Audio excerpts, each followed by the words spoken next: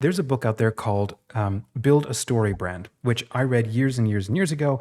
And I remember bringing this to my boss. I worked at a little agency and I said, hey, this book is like, this is dope. And I love fiction and we should employ this to help the people that we're working for. And I was trying to convince him like branding is like a really serious thing. It's more than just building a website and helping them do SEO. And so I think he then grabbed a copy of the book and then he came back and he's like, this is great. Go ahead. We need to start doing this. And he's like, you figure it out. It's like, okay. And I'd never sort of done this before. So we created like an initial quiz and then we built it into the funnel and had people jump into a branding call with me. And very quickly, what I began to realize is I really, really like StoryBrand. So I was binging the podcast, reading the book, using all the tools. But after about almost 4 years of kind of messing around with it, started developing my own system. And at first I thought I was an absolute heretic for daring to say that I might actually be improving on or doing better than Donald Miller, which may not be true. But I was learning how to apply it as a specialist maybe to somebody else's situation and very quickly realized there's other little questions that really need to be asked. Well, so I started developing my own system. Where I'm getting to is today, and now that we're launching the Saga brand as our own kind of branding project agency sort of thing, the thing that I want to focus on is I want to help people do better than just simply tell their story. Because what ends up happening is people take something like StoryBrand and then they use it to be the guide for their client's adventure, their client's quest. And then all you do is you help them reach their goal and then hooray, you're done. Money is the transaction and then it's kind of over. Whereas I'm like, no, the brand that you're beginning it's just as important. It's equally as important. Now, there are situations where it's not as important if you don't really have anything to say, you don't like have an opinion, and you don't really want to stick around. Maybe like after 2 or 5 years, maybe you want to sell it, or you're just doing this just to make income, sell a couple of products, and then you're just going to go away, like a drop shipping business, right? They don't build brands. They like offer a service, right? And then when they die, nobody cares. Whereas I'm like, I don't like starting brands like that. Like if I'm going to spend time investing in building like a brand or a company, I want to make sure that I do it right and really collaborate with an audience, collaborate with people, because I'm trying to contribute something really valuable that I think is really valuable until the market tells me, shut up and go home. It's like, okay, well, I tried. So Saga Brand is like, okay, what if we do something bigger than just a story? What if you're more than just a guide helping somebody else's quest? What if you have a dream or an adventure that you want to accomplish in life, and you're going into business to start doing that, and other people also want to accomplish that similar sort of thing in their life, and so you connect up, and you basically go on an adventure together. And that's why this kind of show, Brave New Frontier, is so just fun to kick around and see where this goes, because we're breaking away from the normal way of doing things and we're heading out into the unknown. We're heading out into to a frontier. And you and I are kind of like partnering up to figure out, well, what's the process? What are the plans? How do we do this? How do we make this easy for everybody else? Because nobody likes to really break off into a frontier. But there are some founders that want to do an insane amount of good in their life. And they don't exactly know how. They don't actually have a lot of money, because it's exactly what, kind of you and I are. We don't have a ton of money, but we can do is we can outwork everybody we know. And like out of our friend group, people look at us and go, you're insane. You never take time off. Why don't you calm down? And we're like, because it's fun. We enjoy doing this. And honestly, I would much rather go down swinging than, roll over. So this idea of a Saga brand is like, you can do branding, but I want to do it differently. So how do we help brands really stand out because they're epic or they're dramatic or there's a big adventure? And the brand is meant to have staying power because you're not just helping somebody else win their quest. Yes, you help that happen, and they're helping you win at like your quest, and you're working together to accomplish a common goal. Well, that's called a movement. Or if we're going to, that's like a saga. What is a saga? It's like a massive adventure made up of a bunch of little adventures with lots of people kind of, working together to accomplish that. So the question then is like, well, then what's the point, or what is this big saga that Saga Brand is going through? It's like, well, I'm workshopping this line right now. I think here's a tagline. Your brand exists to do more than just sell stuff. It's an adventure. And I want to help a lot more people build brands that mean something. We're kind of in a meaning renaissance right now where we have to reclaim doing good and doing things that matter. Otherwise, you burn out and you waste time and you get to the end of your life and you're like, well, I had to do that because I had to, but I wish I hadn't. Mm-hmm. And I'm like, today the world is so different. We can start creating new freedom for ourselves. And I've been able to start carving that out for myself, and I don't intend to stop. And I want to find a way to help other people do the same. That's fantastic. Now, you were talking about how you were like building on these things that you were reading about, and Mhm. you were finding that maybe you were even improving on them. So what are those things? What are you doing now that's different from either what you used to do before, or they're different from what you've been taught, what we've all been Mhm. taught? Yeah. Well, honestly, the major thing is recognizing that if you're offering a service, yes, you are a guide, you are a Gandalf to somebody else who is your Frodo, right? You are Obi-Wan to somebody else who is Luke. They're trying to accomplish a goal in their life, and if they do nothing, life will suck. And if they do something good, and maybe if they like give you money, you help them short circuit the learning process or short circuit the success, sacrifice or expense situation.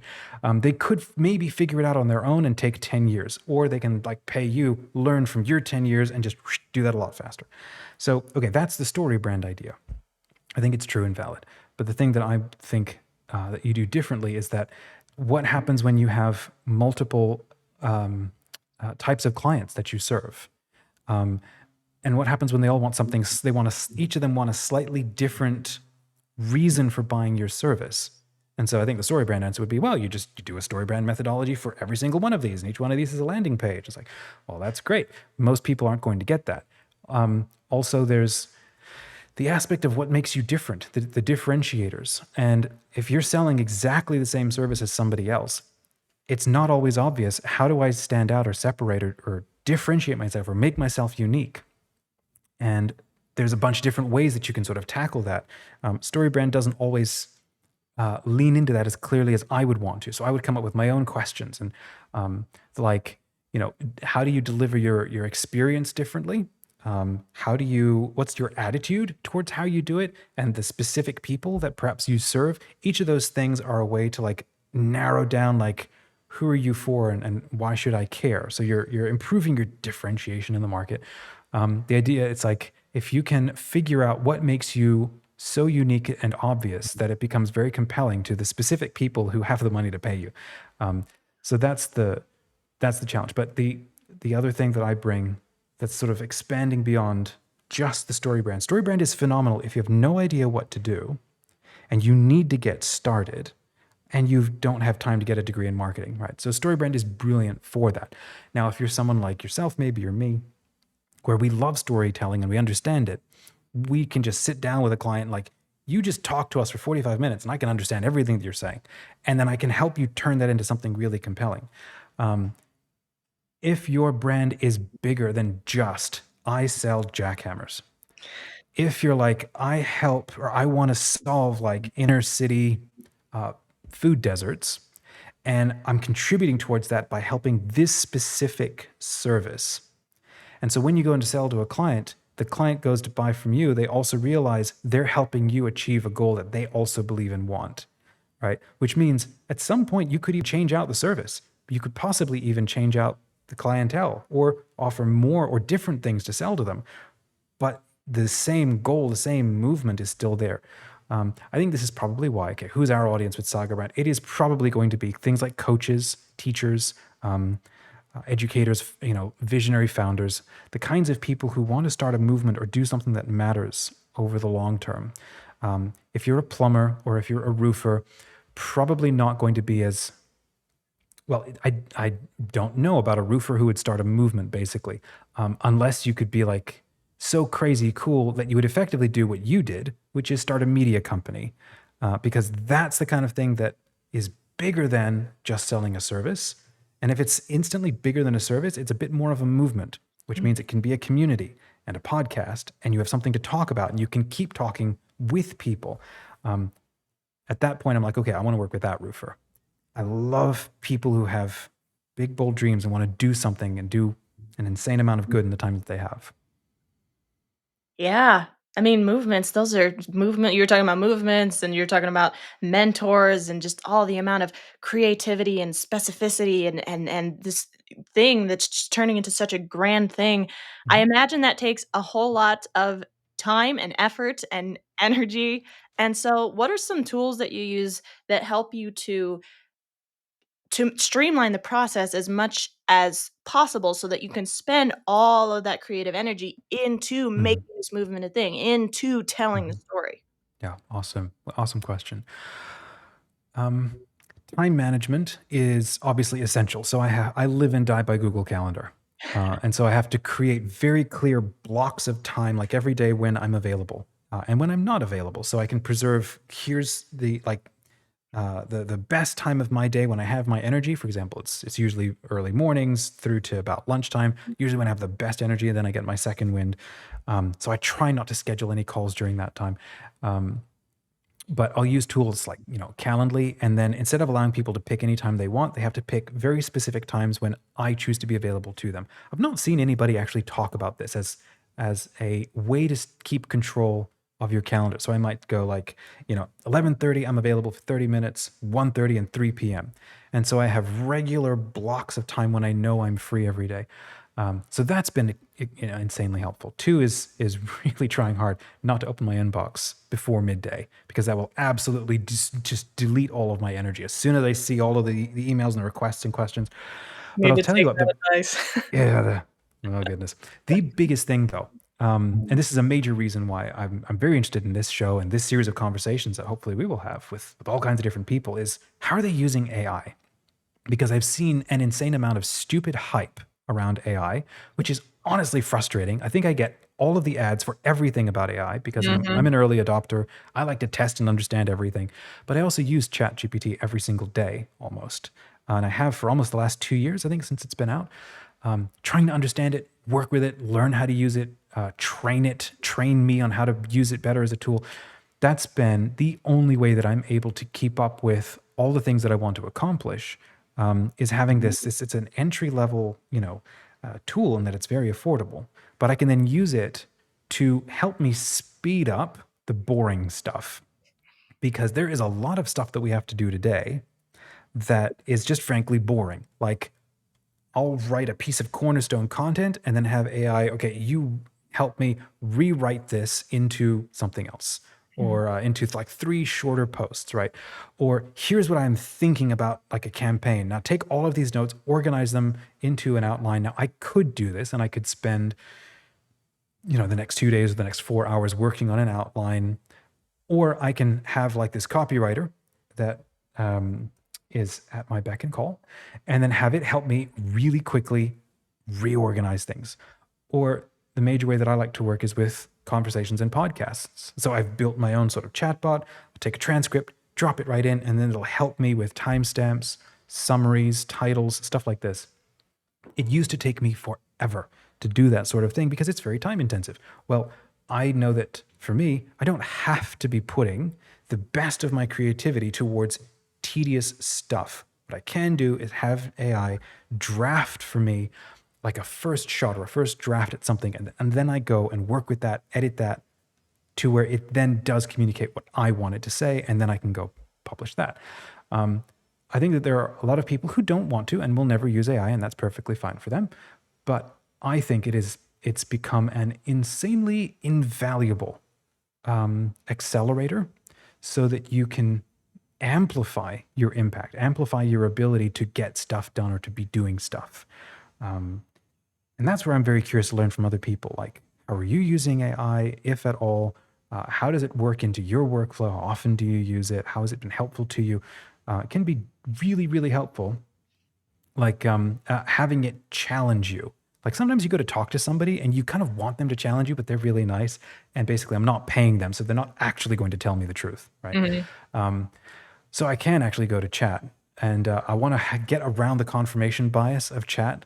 Like you ask it a question, it reads your question, it tells you what you want to hear. So you got to Mhm. be careful with that sometimes. So instead, I'll go like, act like these three people and challenge me from all of their points of view and how I could be wrong with what I think. Okay, now here's what I think.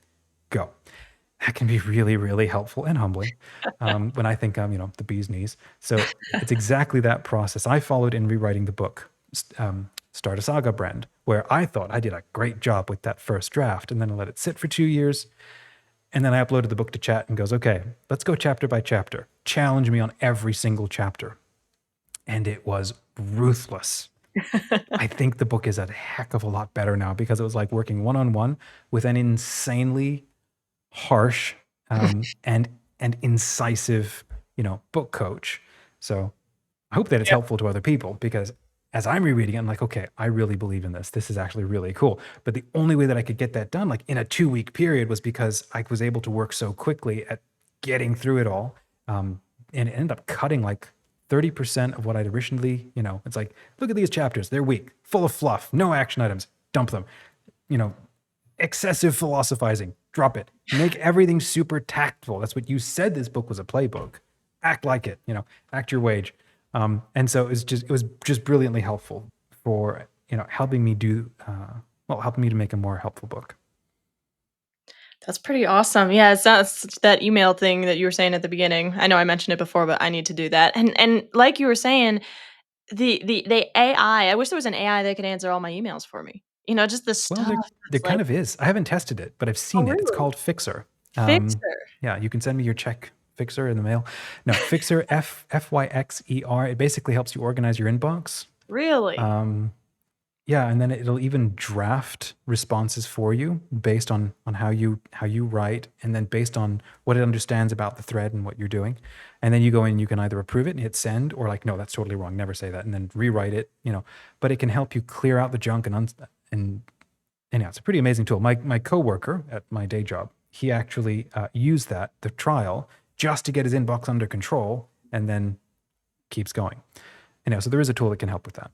That's pretty awesome, and I mean, it just sounds so useful to, like you said, just take off the stuff that is sucking the life out of you when you want to be able to pour that life Hmm. into the story, into Hmm. your client, into the brand.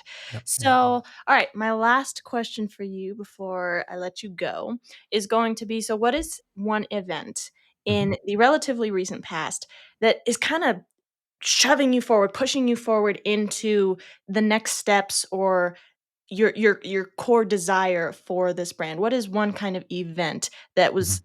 a catalyst? It could either be the catalyst or just a catalyst, because sometimes there's a bunch of things. So here's what happened. It was actually kind of funny. It was over.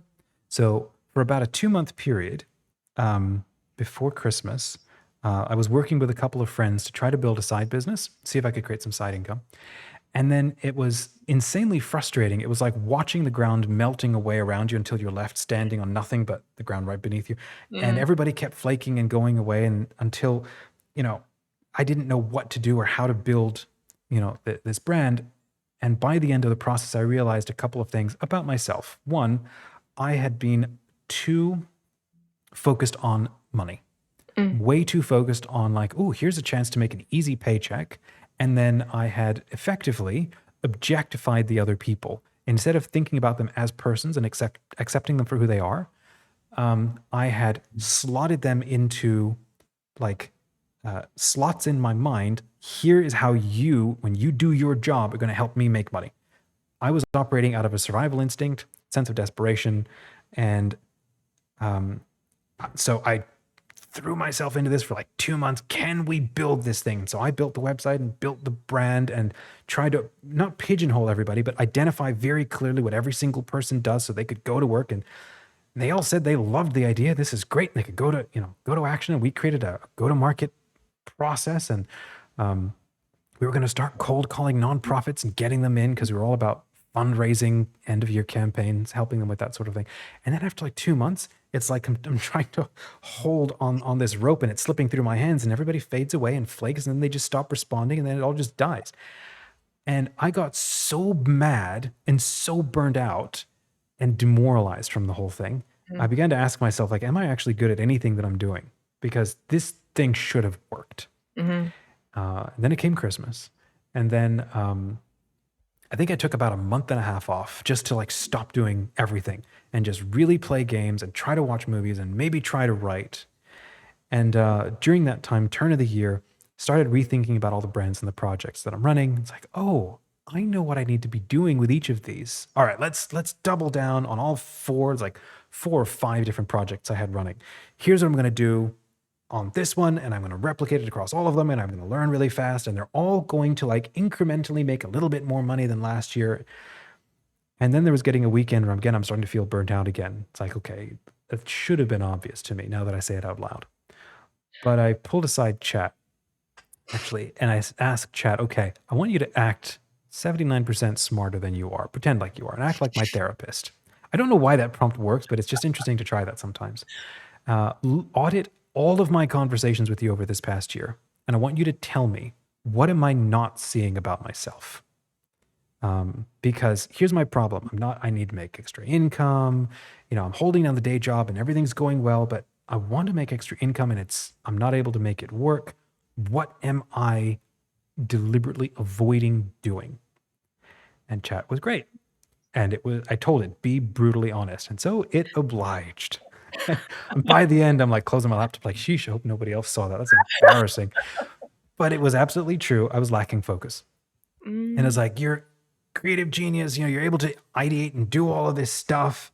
What you don't have is the focus to just get one thing across a finish line to a measure of success.